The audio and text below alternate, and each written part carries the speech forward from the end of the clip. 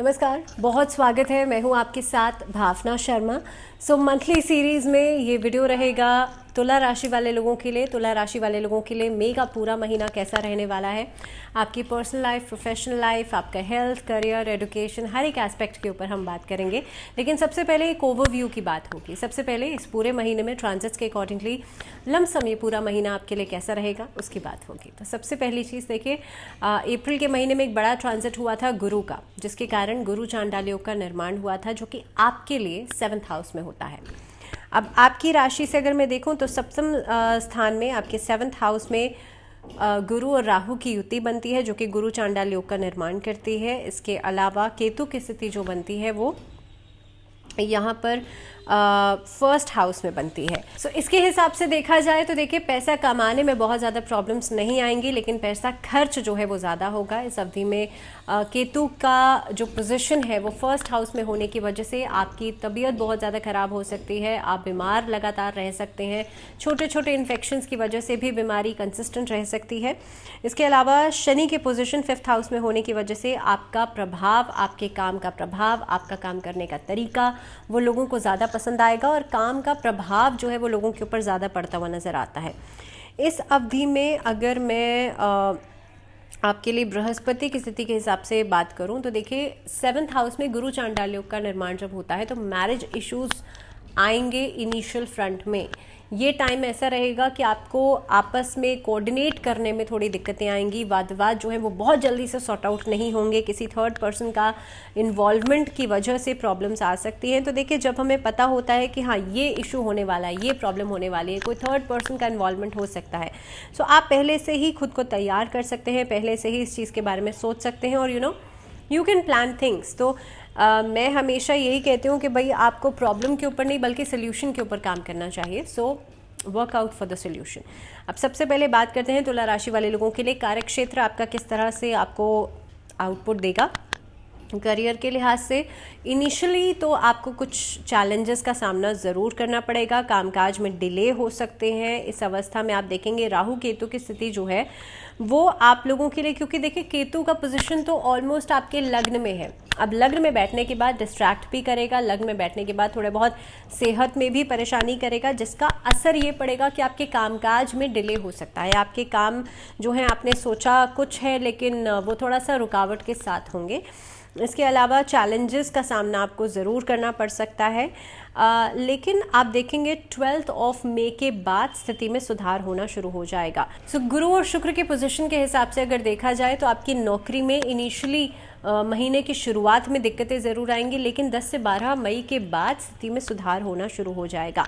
इसके अलावा अगर जो लोग खास तौर पर इम्पोर्ट एक्सपोर्ट का काम करते हैं उनके लिए समय बहुत अच्छा रहेगा। ट्रैवलिंग ज़्यादा से ज़्यादा हो सकती है। साझेदारी में काम करना आपके लिए बहुत इफ़ेक्टिव या बहुत प्रॉफिटेबल नहीं मैं कहूँगी।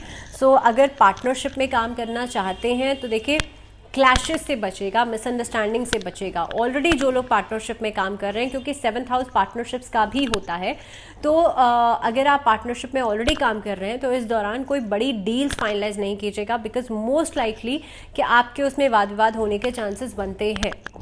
दूसरी बात यह है कि इस अवधि में इंडिविजुअली अगर आप कोई नया काम शुरू करना चाहते हैं, आपके लिए काम अच्छा रहेगा। बस मेहनत आपको कंसिस्टेंटली करनी पड़ेगी। ऐसा नहीं आपने एक दिन काम किया उसके बाद आप भूल गए उस चीज़ को, ऐसा नहीं है।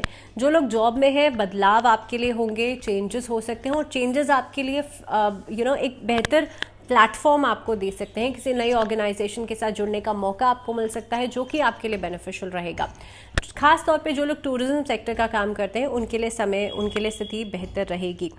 आर्थिक स्थिति की बात करी जाए तो देखिए, दूसरे घर के स्वामी के रूप में मंगल जो है वो 10th भाव में है और ये अवधि जो आप लोगों के लिए बनती है वो धन के लिहाज से उतार चढ़ाव लेकर के आएगी।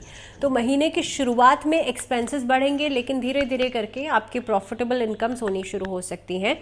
इस अवधि में आपको बहुत ज़्यादा पैसे को मैनेज करके चलने की ज़रूरत है। अपनी जेब खर्च देख करके आप अपना पैसे जो इनकम सोर्सेज हैं उसको देख करके आप अपना जेब खर्च करें। ऐसा नहीं है कि आपका पैसा तो आप बहुत कम रहा है लेकिन आप पैसा खर्च बहुत ज़्यादा कर दें, तो ये मैनेजमेंट आपको करना पड़ सकता है।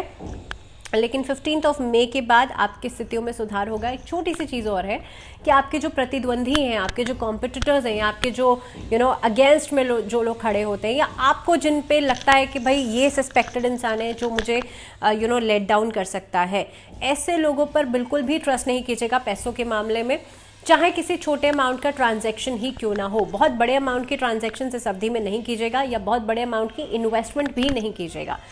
बात करते हैं स्वास्थ्य के नज़रिए से, तो स्वास्थ्य के नज़रिए से जैसे मैंने पहले ही कहा था, केतु की उपस्थिति आपके फर्स्ट हाउस में बनती है। सिर दर्द, डाइजेशन प्रॉब्लम्स, क्योंकि गुरु चांडाल योग भी बन रहा है, राहु गुरु एक साथ हैं, तो वहाँ पर भी प्रॉब्लम क्रिएट करेगा। इसके अलावा आपके अंदर एक तरह की असुरक्षा की भावना, इनसिक्योरिटीज़ जो हैं वो आ सकती हैं, जो कि आपको मानसिक तौर से थोड़ा सा एंग्शियस कर सकती है, स्ट्रेस में ला सकती है। इसके लिए करना आपको क्या है कि अपने पैरों में थोड़ा थोड़ा जो बादाम का तेल होता है उसे आप लगा करके हल्का हल्का रब करके और उसके बाद आप सो जाएं, या फिर कोशिश ये कीजिएगा शमी के पौधे में एक दीपक ज़रूर जलाएं। इस पूरे ही महीने में स्किन एलर्जीज़ या छोटे छोटे इन्फेक्शन से बच करके चलिएगा, ये भी परेशान कर सकते हैं, और ख़ास तौर पे बिकॉज ऑफ सीजनल चेंजेस ये प्रॉब्लम ज़्यादा आएंगी।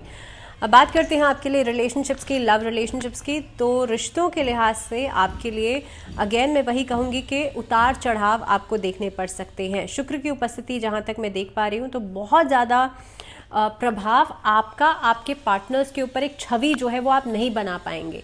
तो कहीं ना कहीं पे अगर आप बहुत मेहनत कर रहे हैं, आप एक फीमेल हैं या मेल हैं, अगर आप बहुत मेहनत कर रहे हैं अपने पार्टनर्स को इम्प्रेस करने के लिए, तो आप ये समझ लीजिएगा कि पहले 15 दिनों में आप जितनी मेहनत कर लीजिए आप इम्प्रेस नहीं कर पाएंगे। सो बेहतर यही है कि आप चीज़ों को लेट गो करना शुरू करें, अपने ऊपर ध्यान दें, बिकॉज इस अवधि में जितना कॉन्फिडेंस आपके अंदर रहेगा वही एक ऐसी चीज़ है जो आपके पार्टनर्स को आपकी तरफ अट्रैक्ट कर सकती है, and that is the whole soul thing. So इस अवधि में जितना हो सकता है अपने ऊपर ध्यान दें, अपने पार्टनर्स के ऊपर। मैं ये नहीं कह रही हूँ ध्यान नहीं देना है, मैं ये सिर्फ इतना कह रही हूँ। सो आप प्रायोरिटी खुद को ही रखिएगा। ऐसा नहीं है आपका पार्टनर आपको लेट डाउन कर रहा है फिर भी आप उनके पीछे भाग रहे हैं।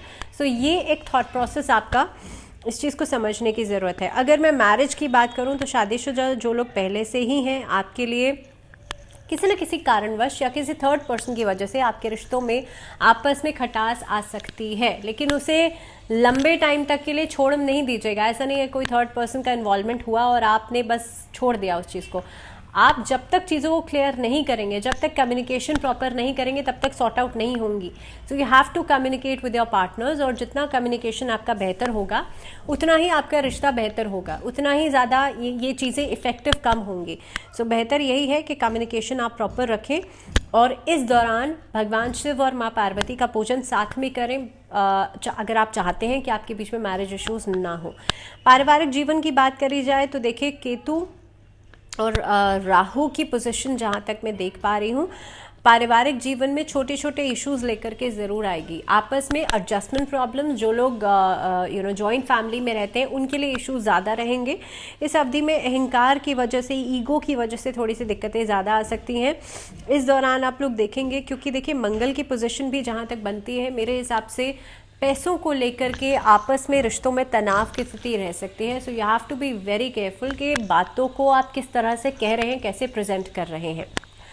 अब बात करी जाए एजुकेशन लाइन की, तो जो लोग शिक्षा के क्षेत्र से जुड़े हुए हैं या जो बच्चे हैं, जो स्टूडेंट्स हैं, देखिए आपको एफर्ट बहुत ज़्यादा डालना पड़ेगा, बिकॉज इस अवधि में केतु की पोजीशन की वजह से आप देखेंगे आपकी सेहत में या जो आपका मानसिक तनाव है वो थोड़ा ज़्यादा रहेगा और ये वेरिएशन में चलेगा। तो इसलिए आपको खुद पर इस चीज़ का फोकस बना करके चलने की ज़रूरत है कि आपको कब क्या करना है। अब बात करी जाए जो लोग शिक्षा के क्षेत्र से जुड़े हुए हैं, तो देखिए स्पोर्ट्स एक्टिविटीज़ में आपका इन्वॉल्वमेंट ज़्यादा नज़र आता है, जिसके बेसिस पर आपको कहीं एडमिशन्स मिल सकते हैं। दूसरी बात कि ये अवधि तुला राशि वाले लोगों को कोशिश ये करनी है कि आप अपना एक्स्ट्रा करिकुलर और आपका एकेडमिक्स दोनों में एक बैलेंस बना करके चलें। अगर सिर्फ और सिर्फ आप एक्स्ट्रा करिकुलर पे ही ध्यान दे रहे हैं तो हो सकता है एकेडमिक वाला पार्ट जो है वो लैकिंग रहे, तो इसीलिए दोनों चीज़ों में ज़्यादा एक बैलेंस बनाने की ज़रूरत है। दूसरी चीज़, जो इस अवधि में किसी तरह का कोई प्रोफेसर या लेक्चररशिप के लिए आप लोग अप्लाई कर रहे हैं, तो हो सकता है आपको डिलेज का सामना करना पड़े। हो सकता है जो इंस्टीट्यूट या जो कॉलेज आप चाहते हैं वो जगह आपको नहीं मिल पाए, थोड़े बहुत कॉम्प्रोमाइज़ेस इस लेवल पर आपको करने पड़ सकते हैं। उपाय की अब बात कर लेते हैं।